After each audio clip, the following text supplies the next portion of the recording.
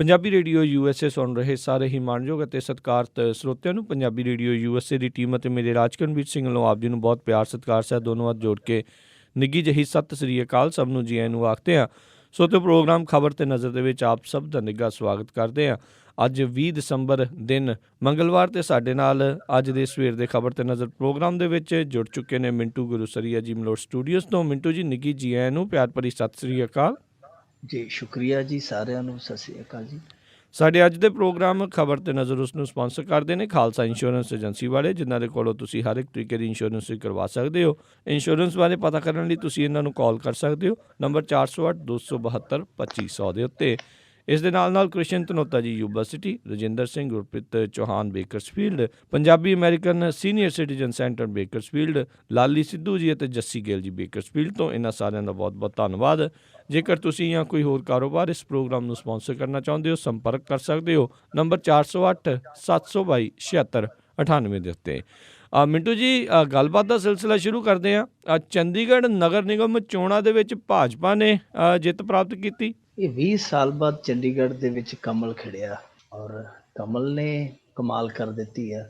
ਕੁੱਲ ਮਿਲਾ ਕੇ ਇੱਥੇ ਮੇਰੇ ਖਿਆਲ ਦੇ ਨਾਲ 26 ਸੀਟਾਂ ਸਨ, ਜਿਨ੍ਹਾਂ ਦੇ ਵਿੱਚੋਂ 20 ਹੁੰਜ ਕੇ ਲੈ ਕੇ 4 ਤੇ ਕਾਂਗਰਸ ਸਿਮਟ ਕੇ ਰਹਿ ਗਈ। 1.25 ਲੱਖ ਅਕਾਲੀਆਂ ਦੇ ਹਿੱਸੇ ਆਈ ਤੇ 1.25 ਲੱਖ ਆਜ਼ਾਦ ਹੈ ਜਿਹੜਾ ਉਹ ਲੈ ਗਿਆ। ਇਸ ਤਰ੍ਹਾਂ ਕਹਿ ਲਈਏ ਕਿ ਇੱਕ ਤਰਫਾ ਜਿੱਤ ਹੈ ਜਿਹੜੀ ਭਾਰਤੀ ਜਨਤਾ ਪਾਰਟੀ ਨੇ ਹਾਸਲ ਕੀਤੀ ਜੀ। ਇਸ ਤੋਂ ਪਹਿਲਾਂ ਜਿਹੜੀਆਂ ਕੁਝ ਚੋਣਾਂ ਜਿਮਨੀ ਚੋਣਾਂ ਹੋਈਆਂ ਸਨ, ਉੱਥੇ ਜਿੱਥੇ ਭਾਜਪਾ ਹਕੂਮਤ ਦੇ ਵਿੱਚ ਸੀ ਉੱਥੇ ਇਹਨਾਂ ਨੇ ਸਫਲਤਾ ਹਾਸਲ ਕੀਤੀ ਹੈ। ਮਹਾਰਾਸ਼ਟਰ ਦੇ ਵਿੱਚ ਵੀ ਨਗਰ ਨਿਗਮ ਦੀਆਂ ਚੋਣਾਂ ਹੋਈਆਂ, ਉੱਥੇ ਵੀ ਇਹਨਾਂ ਦਾ ਜਿੱਤ ਦਾ ਸਿਲਸਿਲਾ ਜਿਹੜਾ ਚੱਲਦਾ ਪਿਆ।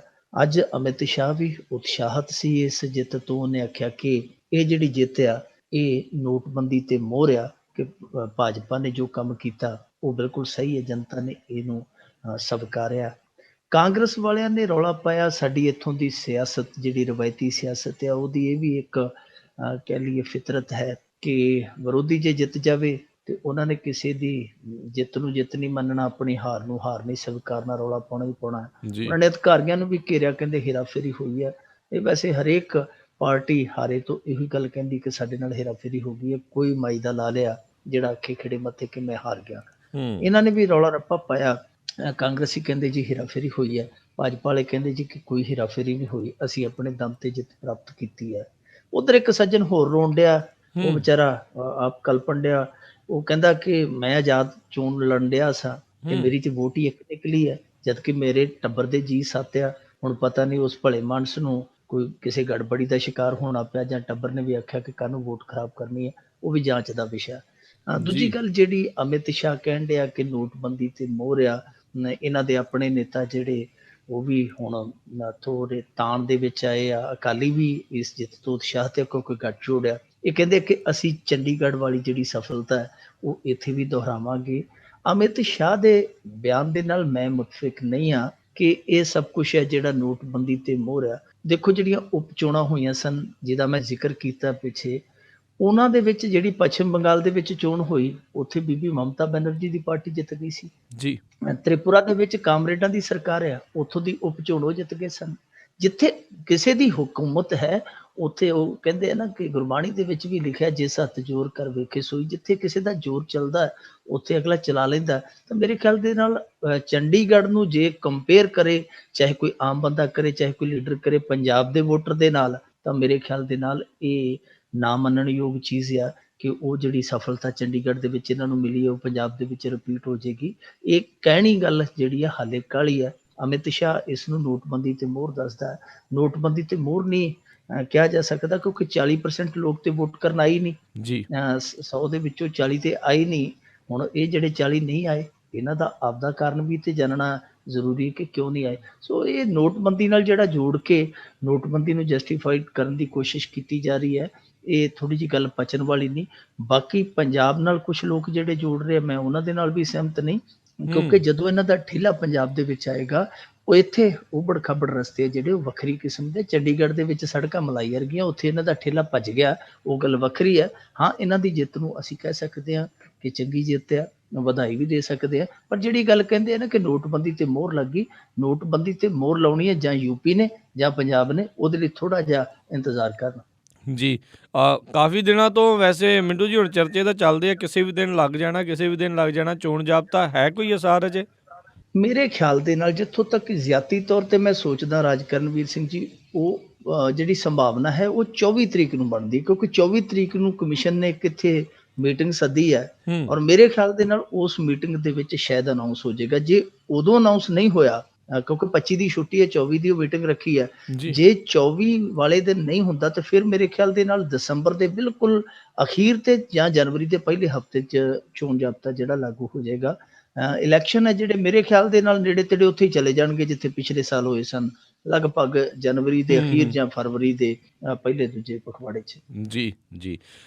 ਅਗਲੀ ਆਪਾਂ ਗੱਲ ਕਰੀਏ ਮਿੰਟੂ ਜੀ ਵੀ ਤ੍ਰਿਪੁਰਾ ਅਸੈਂਬਲੀ ਦੇ ਵਿੱਚ ਭਾਗਮ ਭਾਗ ਲੱਗੀ, ਲੋਕਤੰਤਰ ਸ਼ਰਮਸਾਰ। ਦੇਖੋ ਸਾਡੇ ਇੱਥੇ ਜਿਹੜੇ ਜਨਤਾ ਦੇ ਨੁਮਾਇੰਦੇ ਉਹ ਇਹੋ ਜਿਹੇ ਤਮਾਸ਼ੇ ਕਰਦੇ ਅਸੈਂਬਲੀ ਦੇ ਵਿੱਚ ਕਿ ਵੇਖਣ ਵਾਲੇ ਸ਼ਰਮਸਾਰ ਹੋ ਜਾਂਦੇ ਕਿ ਇਹ ਲੋਕ ਆ ਜਿਹੜੇ ਉਹ ਸਾਡੀ ਸੰਸਦ ਦੇ ਵਿੱਚ ਕੰਮ ਕਰਨ ਵਾਲੇ ਸਾਂਸਦ ਆ ਜਾਂ ਸਰਕਸ ਦੇ ਵਿੱਚ ਕੰਮ ਕਰਨ ਵਾਲੇ ਜਿਹੜੇ ਕਲਾਕਾਰ ਆ, ਇਹੋ ਜਿਹੀਆਂ ਆਪ ਜੀ। ਹੁਦਰੀਆਂ, ਇਹੋ ਜਿਹੀਆਂ ਆਪ ਹੁਦਰੀਆਂ। ਜੇ ਥੋੜੇ ਦਿਨ ਗੁਜ਼ਰੇ ਆ ਝਾਰਖੰਡ ਦੇ ਵਿੱਚ ਅਸੈਂਬਲੀ ਦੇ ਅੰਦਰ ਇਹ ਖਰੂਦ ਪਿਆ ਕਿ ਕੁਛ ਲੋਕ, ਕੁਛ ਐਮਐਲਏਸ ਜਿਹੜੇ ਸੀਗੇ, ਉਹਨਾਂ ਨੇ ਉੱਥੋਂ ਬਿੱਲ ਦੇ ਖਰੜੇ ਸੀਗੇ ਜਿਹੜੇ ਲੁੱਟੇ, ਸਪੀਕਰ ਜੀ। ਦੇ ਕੋਲੋਂ ਖੋਹ ਕੇ ਉਹਨਾਂ ਨੂੰ ਪਾੜਿਆ, ਫਿਰ ਉਹ ਆਪਸ ਦੇ ਵਿੱਚ ਗੁੱਥਮ ਗੁੱਥਾ ਹੋਏ, ਛਿੱਤਰੋ ਛਿੱਤਰੀ ਹੋਏ, ਬਹੁਤ ਜਲੂਸ ਕੱਢਿਆ ਉਹਨਾਂ ਨੇ।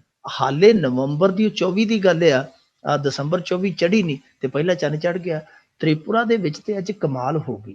ਉੱਥੇ ਕਾਮਰੇਡਾਂ ਜੀ। ਦੀ ਸਰਕਾਰ ਹੈ, ਜਿਵੇਂ ਮੈਂ ਤੁਹਾਨੂੰ ਦੱਸ ਕੇ ਹਟਿਆ। ਕਾਮਰੇਡਾਂ ਤੇ ਦੋਸ਼ ਲੱਗਦੇ ਕਿ ਦੁਰਾਚਾਰ ਕਰਦੇ ਆ, ਉਹਨੂੰ ਲੈ ਕੇ ਉੱਥੇ ਬਹਿਸ ਚੱਲਣ ਡਈ ਸੀ। ਬਹਿਸ ਜੀ। ਦੇ ਦਰਮਿਆਨ ਹੀ ਜਦੋਂ ਥੋੜੀ ਜਿਹੀ ਤਲਖੀ ਵਧੀ ਤੇ ਤ੍ਰਿਣਮੂਲ ਕਾਂਗਰਸ ਦਾ ਵਿਧਾਇਕ, ਇੱਕ ਉਹਦਾ ਨਾਮ ਸੁਦੀਪ ਬਰਮਨ ਆ, ਤ੍ਰਿਣਮੂਲ ਜੀ। ਕਾਂਗਰਸ ਬੀਬੀ ਮਮਤਾ ਬੈਨਰਜੀ ਵਾਲੀ, ਤਾਂ ਉਸ ਵਿਧਾਇਕ ਨੂੰ ਪਤਾ ਨਹੀਂ ਕੀ ਸੁਝਿਆ, ਉਹ ਸਭਾਪਤੀ ਜਿਹਨੂੰ ਆਪਾਂ ਸਪੀਕਰ ਕਹਿ ਦਿੰਦੇ ਆ, ਉਹਦੇ ਨੇੜੇ ਪਹੁੰਚਿਆ ਭੱਜ ਕੇ। ਉੱਥੇ ਗੁਰਜ ਪਈ ਹੁੰਦੀ, ਉਹ ਗੁਰਜ ਰੱਖਦੇ, ਜਿਵੇਂ ਜਿਹਨੂੰ ਗਦਾ ਕਹਿ ਦਿੰਦੇ ਆ, ਜੀ। ਹਨੂੰਮਾਨ ਵਾਲੀ ਗਦਾ, ਉਹ ਪ੍ਰਤੀਕ ਹੁੰਦੀ ਹੈ ਕਿ ਇਹ ਸੰਵਿਧਾਨਕ ਸ਼ਕਤੀ ਹੈ। ਤੇ ਉਹ ਉੱਥੋਂ ਉਹ ਜਿਹੜੀ ਸੰਵਿਧਾਨਕ ਸ਼ਕਤੀ ਵਾਲੀ ਉਹ ਪ੍ਰਤੀਕ ਦੀ ਨਿਸ਼ਾਨੀ ਸੀ, ਉਹ ਸੰਵਿਧਾਨਕ ਸ਼ਕਤੀ ਦੀ, ਉਹ ਚੁੱਕ ਕੇ ਭੱਜ ਵੱਗਾ। ਹੂੰ। ਉਹਦੇ ਮਗਰ ਐਮਐਲਏ, ਉਹਦੇ ਮਗਰ ਸਿਕਿਉਰਿਟੀ ਗਾਰਡ, ਤੇ ਉਹ ਤੇ ਇਸ ਤਰ੍ਹਾਂ ਲੱਗਦਾ ਸੀ ਜਿਵੇਂ ਸੰਸਦ ਦੇ ਵਿੱਚ ਹੁਸੈਨ ਬੋਲਟ ਆ ਗਿਆ। ਉਹ ਜੀ। ਕਿਸੇ ਨੂੰ ਡਾਹ ਹੀ ਨਹੀਂ ਸੀ ਦਿੰਦਾ ਪਿਆ। ਭਾਗਮ ਭਾਗ ਉੱਥੇ ਸਾਰਾ ਕੁਛ ਇਹੋ ਜਿਹਾ ਵਾਪਰਿਆ ਕਿ ਲੋਕ ਹੈ ਜਿਹੜੇ ਉਹ ਦੰਦਾਂ ਥੱਲੇ ਉਂਗਲਾਂ ਚਿੱਥਦੇ ਪਏ ਸਨ ਕਿ ਬਣਦਾ ਕੀ ਪਿਆ। ਉਹ ਭੱਜ ਗਿਆ, ਉਹ ਗਧਾ ਜੀ ਲੈ ਕੇ, ਸਾਰੇ ਉਹਦੇ ਮਗਰ ਭੱਜੇ ਫਿਰਦੇ ਸਨ। ਬਾਅਦ ਦੇ ਵਿੱਚ ਉਹ ਗਧਾ ਤੇ ਵਾਪਸ ਲੈ ਆਂਦੀ ਹੈ, ਪਰ ਜੋ ਦੁਰਗਤਾ ਉਹਨਾਂ ਨੇ ਉੱਥੇ ਅਸੈਂਬਲੀ ਦੀ ਕੀਤੀ ਹੈ, ਸਾਰੇ ਮੁਲਕ ਨੇ ਵੇਖਿਆ।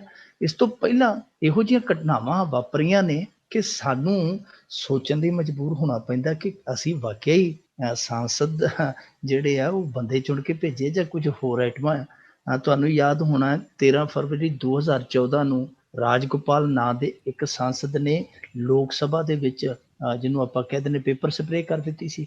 ਜੀ। ਉਹਦੇ ਨਾਲ ਕਈ ਸਾਂਸਦ ਜਿਹੜੇ ਸੀ ਉਹ ਬਿਮਾਰ ਹੋ ਗਏ ਸੀ, ਉਹਨਾਂ ਨੂੰ ਹਸਪਤਾਲ ਦੇ ਵਿੱਚ ਲਿਜਾਣਾ ਪਿਆ। ਐਂਬੂਲੈਂਸਾਂ ਆਈਆਂ, ਉੱਥੇ ਬਕਾਇਦਾ ਡਾਕਟਰ ਆਏ। ਇਹ ਪਹਿਲਾ ਮੌਕਾ ਸੀਗਾ, ਲੋਕਤੰਤਰ ਸ਼ਰਮਸਾਰ ਹੋ ਗਿਆ।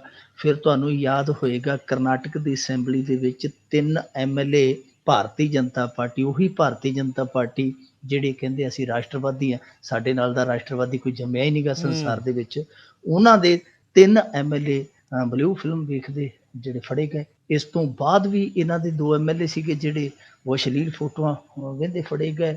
ਬੀਬੀ ਜੈ ਲਲਿਤਾ ਨੂੰ ਕਿਸ ਤਰੀਕੇ ਦੇ ਨਾਲ, ਕਿਸ ਸਲੀਕੇ ਦੇ ਨਾਲ 1999 ਦੇ ਵਿੱਚ 1999 ਦੇ ਵਿੱਚ ਅਸੈਂਬਲੀ 'ਚ ਬੇਪਤ ਕੀਤਾ ਗਿਆ ਸੀ, ਸਭ ਨੂੰ ਪਤਾ। ਬਹੁਤ ਵਾਰੀ ਇਹੋ ਜਿਹੀਆਂ ਘਟਨਾਵਾਂ ਵਾਪਰੀਆਂ। ਜਿਹੜੀ ਵੀ ਘਟਨਾ ਵਾਪਰਦੀ ਉਹ ਨਾ ਪਹਿਲੀ ਹੁੰਦੀ ਹੈ ਤੇ ਨਾ ਆਖਰੀ ਹੁੰਦੀ। ਜਦੋਂ ਵੀ ਅਸੀਂ ਦੇਖਦੇ ਹਾਂ 5-7 ਦਿਨ ਲੰਘਦੇ ਆ, ਕਿਸੇ ਨਾ ਕਿਸੇ ਪਾਸੇ ਇਹੋ ਜਿਹੀ ਹਰਕਤ ਹੋ ਜਾਂਦੀ ਹੈ।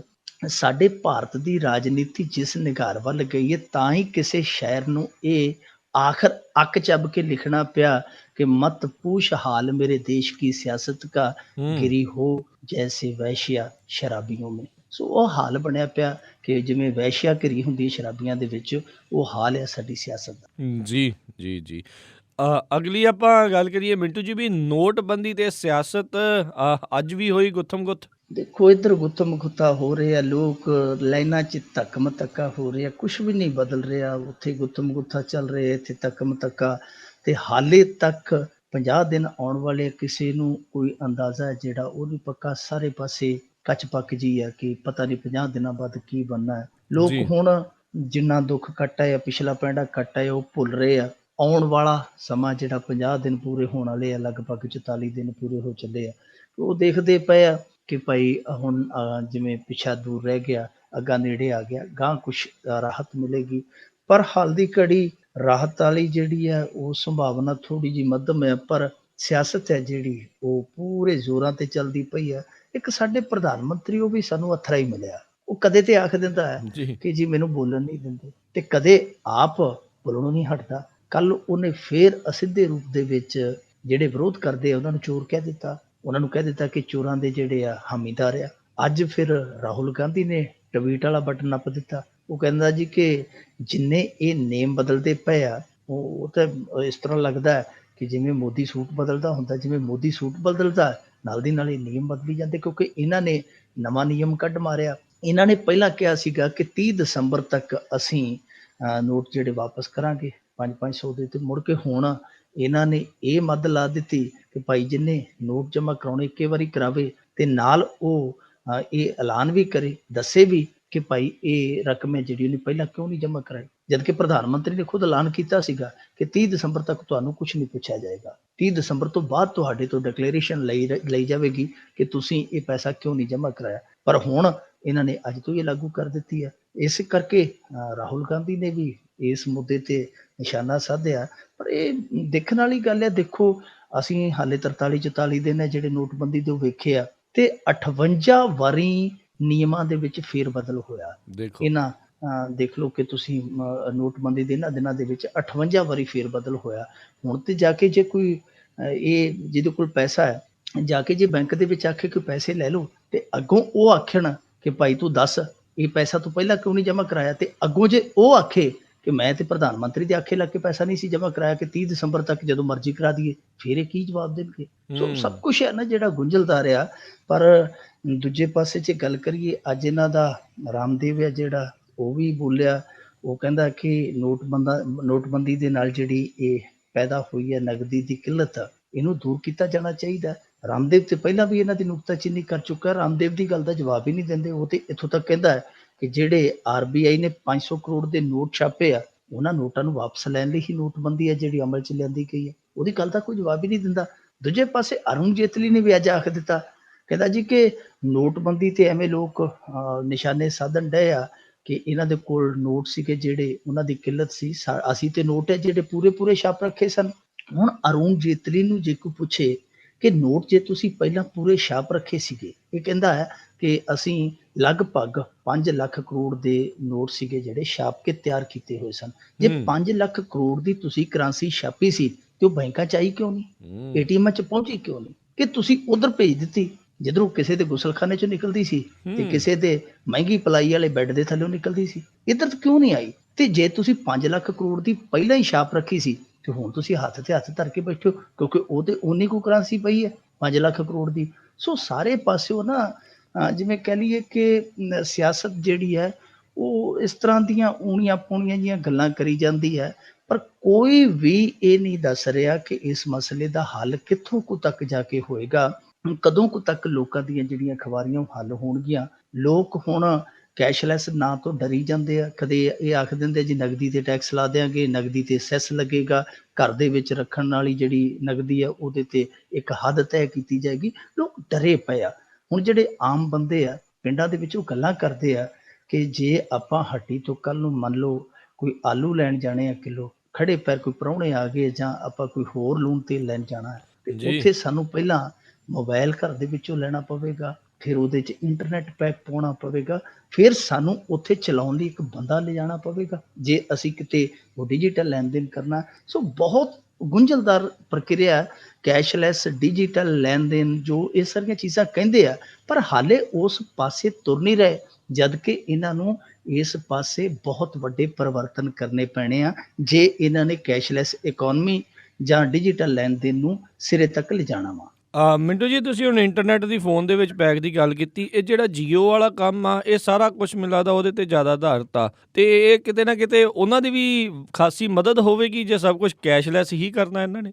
ਬਿਲਕੁਲ, ਤੁਸੀਂ ਬਹੁਤ ਦੂਰ ਦੀ ਗੱਲ ਸੋਚੀ ਆ, ਔਰ ਕੋਈ ਬੰਦਾ ਤੁਹਾਡੇ ਵਾਂਗੂ ਇੰਨੀ ਡੂੰਘੀ ਗੱਲ ਸੋਚ ਸਕਦਾ। ਦੇਖੋ, ਜੇ ਹਰੇਕ ਬੰਦੇ ਦੀ ਜ਼ਰੂਰਤ ਬਣਾ ਦਿੱਤੀ ਜਾਏਗੀ ਇੰਟਰਨੈਟ ਤੋਂ ਬਗੈਰ, ਕਿਉਂਕਿ ਹੁਣ ਦੇਖੋ ਸਾਡੇ ਇੱਥੇ ਮੇਰੇ ਖਿਆਲ ਦੇ ਨਾਲ 90 ਕੁ ਕਰੋੜ ਮੋਬਾਈਲ ਆ, ਉਹਦੇ ਚੋਂ 65 ਕਰੋੜ ਮੋਬਾਈਲ ਹੈ ਜਿਹੜੇ ਉਹ ਸਮਾਰਟਫੋਨ ਨਹੀਂ ਹੈ, ਦੂਜੇ ਆ ਜਿਨ੍ਹਾਂ ਜੀ ਦੇ ਵਿੱਚ ਫੀਚਰ ਆਮ ਹੁੰਦੇ ਆ। ਹੁਣ ਇੱਕੋ ਦਮ ਇੱਕ ਤੇ ਫੋਨ ਜਿਹੜੇ ਆ ਉਹ ਲੈਣੇ ਪੈਣਗੇ, ਸਮਾਰਟਫੋਨ ਲੈਣੇ ਪੈਣਗੇ। ਜੇ ਜੀ ਇਸ ਤਰ੍ਹਾਂ ਦੀ ਇਕੋਨਮੀ ਹੈ ਜਿਹੜੀ ਉਹ ਸਮਾਜ ਦੇ ਵਿੱਚ ਚੱਲਦੀ ਹੈ, ਚੱਲਣ ਦੇ ਵਿੱਚ ਆਉਂਦੀ ਹੈ। ਦੂਜਾ ਕਿ ਫਿਰ ਇੰਟਰਨੈਟ ਪੈਕੇਜ ਜਿਹੜੇ ਲੈ ਜਾਣਗੇ, ਤੇ ਆ ਤੁਸੀਂ ਖਬਰ ਸ਼ਾਇਦ ਪੜ੍ਹ ਹੀ ਲਈ ਹੋਣੀ ਆ, 65,000 BSNL ਦਾ ਟਾਵਰ ਹੈ ਜਿਹੜਾ ਉਹ ਜੀਓ ਵਾਲੇ ਵਰਤਣ ਲੱਗੇ ਆ। ਉਹਨਾਂ ਦੀ ਜੀ ਪਹੁੰਚ ਹੈ ਜਿਹੜੀ ਉਹ ਦਿਹਾਤ ਦੇ ਵਿੱਚ ਬਣ ਰਹੀ ਹੈ, ਉਹ ਟ੍ਰਾਇਲ ਕਰ ਰਹੇ ਆ। ਮੇਰੇ ਖਿਆਲ ਦੇ ਨਾਲ ਆਉਣ ਵਾਲੇ ਦਿਨਾਂ ਦੇ ਵਿੱਚ ਇਹ ਵੀ ਇੱਕ ਖੇਡ ਹੈ ਜਿਹੜੀ ਉਹ ਬੜੇ ਵੱਡੇ ਪੱਧਰ ਤੇ ਖੇਡੀ ਜਾਏਗੀ। ਜੀ ਜੀ ਅਗਲੀ ਆਪਾਂ ਗੱਲ ਕਰੀਏ, ਇੱਕ ਮਲਿਆਲਮ ਲੇਖਕ ਨੂੰ ਗ੍ਰਿਫਤਾਰ ਕੀਤਾ ਗਿਆ ਰਾਸ਼ਟਰੀ ਗੀਤ ਦੇ ਅਪਮਾਨ ਦੇ ਦੋਸ਼ ਹੇਠ। ਕੋਈ ਰਾਸ਼ਟਰੀ ਗੀਤ ਦਾ ਜਿਹੜਾ ਕੌਮੀ ਤਰਾਨੇ ਦਾ ਮਸਲਾ ਹੈ ਨਾ, ਦਿਨੋਂ ਦਿਨ ਬਹੁਤ ਜ਼ਿਆਦਾ ਗੰਭੀਰ ਹੁੰਦਾ ਜਾ ਰਿਹਾ। ਮਦਰਾਸ ਦੇ ਵਿੱਚ ਇਸੇ ਤਰ੍ਹਾਂ ਹੋਇਆ, ਜਿਹਨੂੰ ਚੇਨਈ ਕਹਿ ਦਿੰਦੇ ਆਪਾਂ ਹੁਣ, ਜੀ ਉਹਦੇ ਵਿੱਚ ਸਟੂਡੈਂਟਾਂ ਨੂੰ ਕੁਛ ਨੂੰ ਕੁੱਟਿਆ ਗਿਆ, ਇਹ ਆ ਕੇ ਕਿ ਤੁਸੀਂ ਕੌਮੀ ਤਰਾਨੇ ਦਾ ਸਤਿਕਾਰ ਨਹੀਂ ਕੀਤਾ। ਹੁਣ ਪਤਾ ਨਹੀਂ ਉਹਨਾਂ ਨੂੰ ਕੌਮੀ ਤਰਾਨੇ ਦਾ ਸਤਿਕਾਰ ਕਰਨਾ ਆਇਆ ਨਹੀਂ, ਜਾਂ ਕਿਸੇ ਲਾਗ ਡਾਟ ਵਾਲੇ ਨੇ ਉਹਨਾਂ ਨੂੰ ਤਲਬ ਘੱਤਿਆ, ਇਸ ਗੱਲ ਦਾ ਕੋਈ ਪਤਾ ਨਹੀਂ। 7-8 ਜਣੇ ਤੋਂ ਇੱਥੇ ਕੇਸ ਦਰਜ ਹੋਏ। ਕੇਰਲ ਦੇ ਵਿੱਚ ਇਸ ਕਲਾਕਾਰ ਜਿਹੜਾ ਲੇਖਕ ਆ ਕਮਲ ਸੀ ਚਿਵਾਰਾ, ਇਹਦੀ ਗ੍ਰਿਫਤਾਰੀ ਤੋਂ ਪਹਿਲਾਂ ਵੀ ਉੱਥੇ ਬਹੁਤ ਸਾਰੀਆਂ ਗ੍ਰਿਫਤਾਰੀਆਂ ਹੋ ਗਈਆਂ। ਉੱਥੇ ਕੀ ਕਰਦੇ, ਕਿਉਂਕਿ ਉੱਥੇ RSS ਦੀਆਂ ਪੂਰੇ ਮੁਲਕ ਤੋਂ ਜ਼ਿਆਦੀਆਂ ਸ਼ਾਖਾਵਾਂ ਨੇ, 30,000 ਸ਼ਾਖ ਆ ਕੇਰਲ ਦੇ ਵਿੱਚ। RSS ਉੱਥੇ ਕਿਉਂਕਿ ਕਾਮਰੇਡਾਂ ਦਾ ਤੇ ਕਾਂਗਰਸੀਆਂ ਦਾ ਉੱਥੇ ਵਜੂਦ ਹੈ ਜਿਹੜਾ ਬਹੁਤ ਸੰਘਣਾ, ਉਸ ਵਜੂਦ ਨੂੰ ਫਿੱਕਿਆਂ ਪਾਉਣ ਲਈ ਇਹਨਾਂ ਨੇ ਉੱਥੇ ਆਪਣਾ ਪੂਰਾ ਕਾਡਰ ਝੋਂਕਿਆ ਹੋਇਆ। ਜੀ ਉਹ ਜਿਹੜੇ RSS ਦੇ ਕਾਰਕੁਨ ਆ, ਉਹਨਾਂ ਦੇ ਟਕਰਾਅ ਵੀ ਹੁੰਦੇ ਰਹਿੰਦੇ ਕਾਮਰੇਡਾਂ ਦੇ ਨਾਲ। ਹੁਣ ਤੱਕ ਇਹਨਾਂ ਦੇ ਇਸ ਕਲੈਸ਼ ਦੇ ਵਿੱਚ 200 ਬੰਦਾ ਮਰਿਆ ਉਧਰੋਂ ਤੇ ਉਧਰੋਂ। ਇਹ ਜਦੋਂ ਵੀ ਪੈਂਦੇ ਆ, ਕਿਉਂਕਿ ਹੁਣ ਇਹਨਾਂ ਦਾ ਉੱਤੇ ਸਰਕਾਰ ਦੇ ਵਿੱਚ ਹੱਥ ਆ, ਜਦੋਂ ਵੀ ਪੈਂਦੇ ਸ਼ਿਕਾਇਤ ਕਰ ਦਿੰਦੇ ਆ, ਪਰਚਾ ਕਰਾ ਦਿੰਦੇ ਆ। ਜੀ ਕੇਰਲ ਦੇ ਵਿੱਚ ਤੇ ਤਮਿਲਨਾਡੂ ਦੇ ਵਿੱਚ ਸਭ ਤੋਂ ਜ਼ਿਆਦਾ ਪਰਚੇ ਦਰਜ ਹੋਇਆ ਕੌਮੀ ਤਰਾਨੇ ਨੂੰ ਲੈ ਕੇ। ਅੱਜ ਵੀ ਜਦੋਂ ਇਹ ਖਬਰ ਆਈ ਕਮਲ ਸੀ ਚਿਵਾਰਾ ਦੀ, ਉਹਦੀ ਗ੍ਰਿਫਤਾਰੀ ਦੀ, ਉਹਦੇ ਨਾਲ ਇੱਕ ਦਿਲਚਸਪ ਗੱਲ ਹੋਰ ਵੀ ਸਾਹਮਣੇ ਆਈ। ਕਮਲ ਸੀ ਚਿਵਾਰਾ ਨੇ ਆਪਣੇ ਫੇਸਬੁੱਕ ਪੇਜ ਤੇ ਕੋਈ ਪੋਸਟ ਪਾਈ ਸੀ ਕ੍ਰਿਟੀਸਾਈਜ਼ ਕਰਕੇ ਕੌਮੀ ਤਰਾਨੇ ਨੂੰ। ਜੀ ਉਹਦੇ ਆਧਾਰ ਤੇ ਇੱਕ RSS ਵਾਲੇ ਨੇ ਸ਼ਿਕਾਇਤ ਕੀਤੀ, ਉਹਦੀ ਗ੍ਰਿਫਤਾਰੀ ਹੋ ਗਈ। ਹਾਲਾਂਕਿ ਉਹਨੂੰ ਜ਼ਮਾਨਤ ਮਿਲ ਗਈ ਹੈ, ਪਰ ਇਹ ਸਿੱਧੇ ਤੌਰ ਤੇ ਸੋਚਣ ਲਈ ਮਜਬੂਰ ਕਰਦਾ ਹੈ, ਕਿਉਂਕਿ ਸਾਡੇ ਇੱਥੇ ਪੰਜਾਬ ਦੇ ਵਿੱਚੋਂ ਵੀ ਬਹੁਤ ਜਣੇ ਆ ਜਿਹੜੇ ਕੌਮੀ ਤਰਾਨੇ ਨੂੰ ਲੈ ਕੇ ਪੋਸਟਾਂ ਪਾਉਂਦੇ ਆ। ਕਿਉਂਕਿ ਬਹੁਤ ਸਾਰੇ ਲੋਕਾਂ ਦਾ ਮੰਨਣਾ, ਪੰਜਾਬੀ ਕਿਉਂ ਸਾਰੇ ਮੁਲਕ ਦੇ ਵਿੱਚੋਂ, ਸਾਰੇ ਵਰਗਾਂ ਦੇ ਵਿੱਚੋਂ ਲੇਖਕ ਜਾਂ ਬੁੱਧੀਜੀਵ ਚਾਹੇ ਆਲੋਚਕ ਹੋਣ, ਉਹ ਇਸ ਚੀਜ਼ ਦੀ ਆਲੋਚਨਾ ਕਰਦੇ ਆ ਕਿ ਰਵਿੰਦਰਨਾਥ ਟੈਗੋਰ ਦਾ ਜਿਹੜਾ ਇਹ ਤਰਾਨਾ ਸੀਗਾ, ਇਹ ਬ੍ਰਿਟਿਸ਼ ਸਾਮਰਾਜ ਦੇ ਮੁਖੀ ਦੀ ਆਮਦ ਦੇ ਵਿੱਚ ਖੁਸ਼ਾਮਦ ਲਈ ਬਣਾਇਆ ਗਿਆ ਸੀਗਾ। ਜੀ ਇਹਦੇ ਵਿੱਚ ਕੋਈ ਸ਼ੱਕ ਨਹੀਂ, ਕੋਈ ਦੋ ਰਾਏ ਨਹੀਂ ਕਿ ਇਹ ਚਰਚਾ ਚੱਲਦੀ ਹੈ। ਪਰ ਉਸ ਨੂੰ ਆਧਾਰ ਬਣਾ ਕੇ ਇੱਕ ਲੇਖਕ ਤੇ ਮੁਕੱਦਮਾ ਦਰਜ ਕਰ ਦੇਣਾ, ਤੇ ਫਿਰ ਯਾਦ ਆਉਂਦਾ ਸੁਪਰੀਮ ਕੋਰਟ ਦਾ ਉਹ ਹੁਕਮ ਕਿ ਸੋਸ਼ਲ ਮੀਡੀਆ ਦੇ ਆਧਾਰ ਤੇ ਤੁਸੀਂ ਕਿਸੇ ਨੂੰ ਅੰਦਰ ਨਹੀਂ ਸੁੱਟ ਸਕਦੇ। ਕਿਉਂਕਿ ਇਸੇ ਤਰ੍ਹਾਂ ਹੀ ਇੱਕ ਕਾਰਟੂਨਿਸਟ ਸੀਗਾ ਜਿਹੜਾ ਤ੍ਰਿਵੇਦੀ, ਉਹਨੂੰ ਗ੍ਰਿਫਤਾਰ ਕੀਤਾ ਗਿਆ ਸੀ। 2 ਉਹ ਕੁੜੀਆਂ ਜਿਨ੍ਹਾਂ ਨੇ ਠਾਕਰੇ ਪਰਿਵਾਰ ਦੀ ਆਲੋਚਨਾ ਕੀਤੀ ਸੀ, ਉਹਨਾਂ ਨੂੰ ਜੇਲ੍ਹ 'ਚ ਸੁੱਟ ਦਿੱਤਾ ਗਿਆ। ਇੱਕ ਮੁੰਡਾ ਸੀ 12ਵੀਂ ਕਲਾਸ 'ਚ ਪੜ੍ਹਦਾ UP 'ਚ, ਉਹਨੂੰ ਨਜ਼ਰਬੰਦ ਕਰ ਦਿੱਤਾ ਗਿਆ ਸੀਗਾ। ਉਸ ਤੋਂ ਬਾਅਦ ਸੁਪਰੀਮ ਕੋਰਟ ਨੇ ਇਹਨਾਂ ਸਾਰਿਆਂ ਮਸਲਿਆਂ ਦਾ ਨੋਟਿਸ ਲੈ ਕੇ ਇਹ ਗਾਈਡਲਾਈਨ ਜਾਰੀ ਕੀਤੀ ਸੀਗੀ ਕਿ ਭਾਈ ਸੋਸ਼ਲ ਮੀਡੀਆ ਦੇ ਆਧਾਰ ਤੇ ਤੁਸੀਂ ਕਿਸੇ ਨੂੰ ਬੰਦੀ ਨਹੀਂ ਬਣਾ ਸਕਦੇ। ਪਰ ਹੁਣ ਇਸ ਮਸਲੇ ਤੇ ਇੱਧਰ ਵੀ ਚੱਲ ਪਿਆ ਕੰਮ। ਆਉਣ ਵਾਲੇ ਦਿਨਾਂ 'ਚ ਇਹ ਸਥਿਤੀ ਹੈ ਜਿਹੜੀ, ਇਹ ਥੋੜ੍ਹੀ ਜਿਹੀ ਹੋਰ ਗੁੰਝਲਦਾਰ ਹੋ ਜਾਏਗੀ। ਸੋਚਣ ਵਾਲੀ ਗੱਲ ਆ ਕਿ ਇੱਕ ਤੇ ਇਹ ਕਿ ਜੇ ਕੋਈ ਆਲੋਚਨਾ ਕਰਦਾ, ਉਹਨੂੰ ਰਾਸ਼ਟਰ ਦੇ ਨਾਲ ਜੋੜ ਕੇ ਜਾਂ ਦੇਸ਼ ਦੇ ਨਾਲ ਜੋੜ ਕੇ ਜਾਂ ਦੇਸ਼ ਭਗਤੀ ਜਾਂ ਰਾਸ਼ਟਰਵਾਦਤਾ ਦੇ ਨਾਲ ਜੋੜ ਕੇ ਕੋਈ ਵੀ ਬੰਦਾ ਦੂਜੀ ਵਿਚਾਰਧਾਰਾ ਦੇ ਬੰਦੇ ਨੂੰ ਫਸਾ ਸਕਦਾ। ਦੂਜੀ ਗੱਲ ਇਹ ਹੈ ਕਿ ਜਿਹੜਾ ਕੋਈ ਸਿਨੇਮੇ ਦੇ ਵਿੱਚ ਜਾਂਦਾ ਹੈ, ਮੰਨ ਲਓ ਕੋਈ ਦੂਜਾ ਬੰਦਾ ਉਹਦੇ ਨਾਲ ਟਕਰਾਅ ਵਾਲਾ ਹੈ, ਤੇ ਉਹ ਉੱਥੇ ਆ ਕੇ ਬਾਹਰ ਆ ਕੇ ਕਹਦੇ ਕਿ ਮੈਂ ਵੇਖਿਆ ਜੀ ਕਿ ਇਹ ਬੰਦਾ ਸਹੀ ਢੰਗ ਦੇ ਨਾਲ ਰਾਸ਼ਟਰੀ ਗੀਤ ਵੇਲੇ ਸਤਿਕਾਰ ਨਹੀਂ ਸੀ ਦੇ ਰਿਹਾ, ਇਹਦੇ ਤੇ ਮੁਕੱਦਮਾ ਦਰਜ ਕਰੋ। ਫਿਰ ਉੱਥੇ ਫੈਸਲਾ ਕਿਵੇਂ ਹੋਏਗਾ? ਇੱਕ ਗੱਲ ਹੋ ਰਿਹਾ ਕਿ ਦੇਖੋ, ਅੱਜ ਇੱਕ ਪਾਸੇ ਇਸ ਲੇਖਕ ਨੂੰ ਪੋਸਟ ਦੇ ਆਧਾਰ ਤੇ ਗ੍ਰਿਫਤਾਰ ਕਰ ਲਿਆ ਜਾਂਦਾ। ਮੈਂ ਕੱਲ ਦੀ ਗੱਲ ਆਪਣੇ ਅੱਖੀ ਵੇਖੀ ਆ। ਹਾਵੜਾ ਮੇਲ ਤੁਸੀਂ ਸੁਣੀ ਹੋਣੀ ਆ, ਟ੍ਰੇਨ ਦਾ ਨਾਂ ਆ। ਹਾਵੜਾ ਪੱਛਮੀ ਬੰਗਾਲ ਦਾ ਇੱਕ ਸ਼ਹਿਰ ਆ। ਹਾਵੜਾ ਦੇ ਵਿੱਚ ਇੱਕ ਖੇਡ ਆਯੋਜਨ ਹੋ ਰਿਹਾ ਸੀ।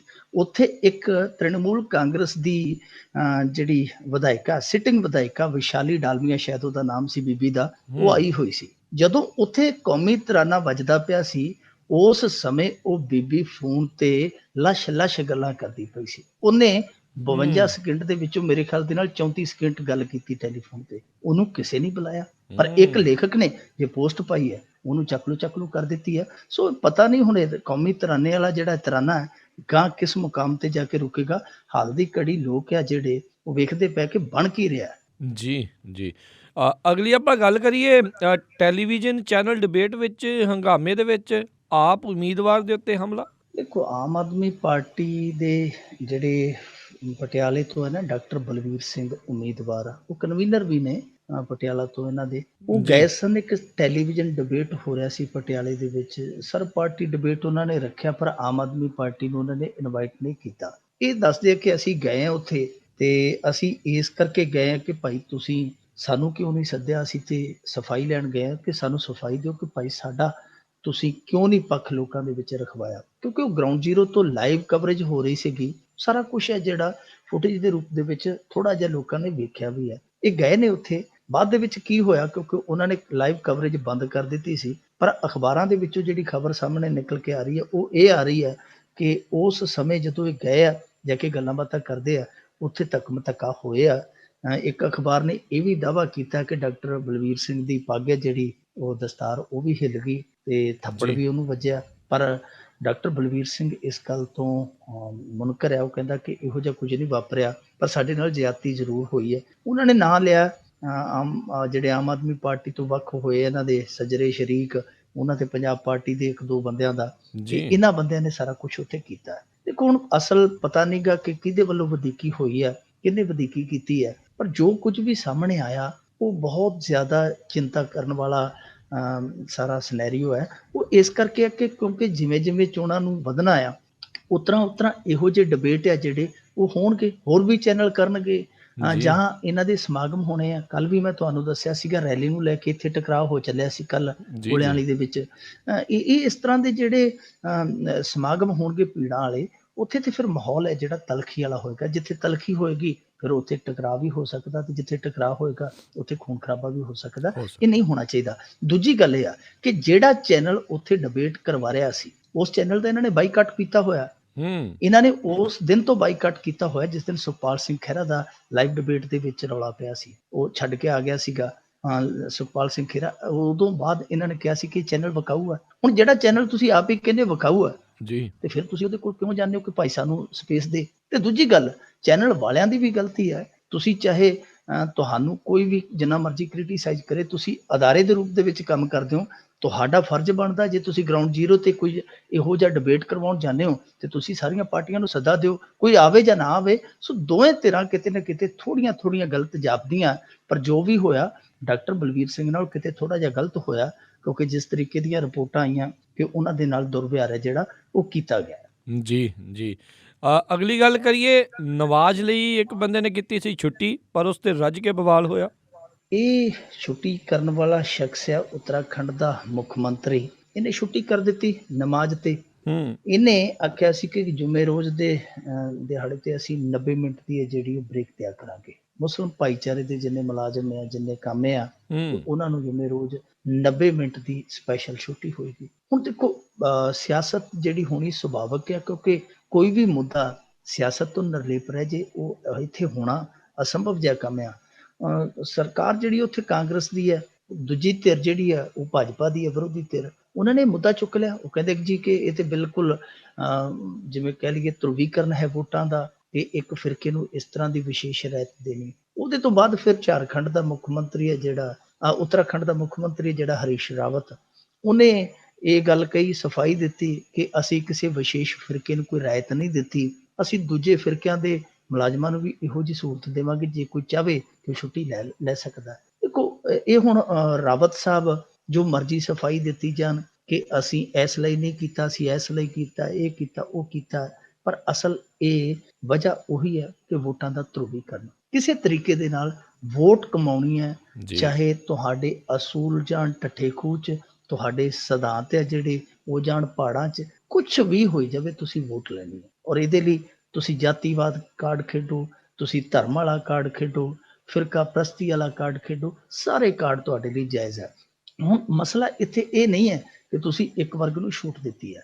ਦੇਖੋ ਜਿਹੜਾ ਮੁਸਲਿਮ ਧਰਮ ਆ ਉਹਨਾਂ ਦੀਆਂ ਰਹੁ ਰੀਤਾਂ ਜਿਹੜੀਆਂ ਤੁਹਾਨੂੰ ਪਤਾ ਕਿ ਉਹ ਪਾਲਣਾ ਬੜੀ ਸ਼ਿੱਦਤ ਦੇ ਨਾਲ ਕਰਦੇ ਆ। ਤੇ ਕਮਾਲ ਦੀ ਗੱਲ ਇਹ ਆ ਕਿ ਉਹ ਜਿਹੜੀ ਉਹਨਾਂ ਦੀ ਧਾਰਮਿਕ ਰਹੁ ਰੀਤ ਆ, ਉਹ ਕੁਝ ਮਿੰਟਾਂ ਦੇ ਵਿੱਚ ਪੂਰੀ ਕਰ ਲੈਂਦੇ ਆ, ਸੰਪੂਰਨ ਕਰ ਲੈਂਦੇ ਆ। ਉਹ ਤੇ ਜੀ ਤੁਰੇ ਤੁਰੇ ਜਾਂਦੇ, ਕਿਸੇ ਕੰਮ ਦੇ ਵਿੱਚ ਵੀ ਹੋਣ ਤੇ ਥੋੜਾ ਜਿਹਾ ਬ੍ਰੇਕ ਲੈਂਦੇ, ਮਸੱਲਾ ਵਿਛਾਇਆ, ਉੱਥੇ ਜਿਹੋ ਜਿਹੀ ਜ਼ਮੀਨ ਆ ਉਹਨੂੰ ਸਾਫ਼ ਕੀਤਾ ਤੇ ਉੱਥੇ ਹੀ ਆਪਣਾ ਜੋ ਉਹਨਾਂ ਨੇ ਅੰਤਰ ਧਿਆਨ ਹੋ ਕੇ ਗੱਲਬਾਤ ਕਰਨੀ ਹੈ, ਜੋ ਵੀ ਧਾਰਮਿਕ ਰਹੁ ਰੀਤ ਨਿਭਾਉਣੀ ਕਰਕੇ ਤੇ ਫਿਰ ਉਸੇ ਕੰਮ ਤੇ 90 ਮਿੰਟ ਦੀ ਬ੍ਰੇਕ ਜਿਹੜੀ ਸਪੈਸ਼ਲ ਦੇਣੀ, ਇਹ ਕਿਤੇ ਨਾ ਕਿਤੇ ਚੁਭੀ ਹੈ, ਸਾਰਿਆਂ ਨੂੰ ਚੁਭੀ ਹੈ। ਇਹਦੇ ਵਿੱਚ ਸਵਾਲ ਇਹ ਵੀ ਖੜਾ ਹੁੰਦਾ ਹੈ ਕਿ ਦੇਖੋ, ਕੱਲ ਨੂੰ ਕੋਈ ਸੋਮਵਾਰ ਨੂੰ ਉੱਠ ਕੇ ਕਵੇ ਕਿ ਮੈਂ ਵਰਤ ਰੱਖਣੇ ਆ, ਮੈਨੂੰ ਵੀ ਛੁੱਟੀ ਦੇ ਦਿਓ। ਫਿਰ ਮੰਗਲਵਾਰ ਨੂੰ ਕੋਈ ਆਖੇ ਮੈਂ ਬਜਰੰਗ ਬਲੀ ਦੀ ਪੂਜਾ ਕਰਨੀ ਜੀ, ਅੱਜ ਮੈਨੂੰ ਵੀ ਕੋਈ ਛੁੱਟੀ ਦੇ ਦਿਓ। ਤੇ ਵੀਰਵਾਰ ਨੂੰ ਕੋਈ ਮੇਰੇ ਵਰਗਾ ਉੱਠ ਕੇ ਆਖੇ ਕਿ ਸਾਡੇ ਪਿੰਡ ਬਾਬਾ ਚੌਂਕੀ ਦਿੰਦਾ, ਪੁੱਛਾ ਦਿੰਦਾ, ਮੈਂ ਪੁੱਛ ਲੈਣੀ ਆ ਤੇ ਮੈਨੂੰ ਵੀ ਛੁੱਟੀ ਦੇ ਦਿਓ। ਫਿਰ ਕੰਮ ਕਿਵੇਂ ਚੱਲੇਗਾ?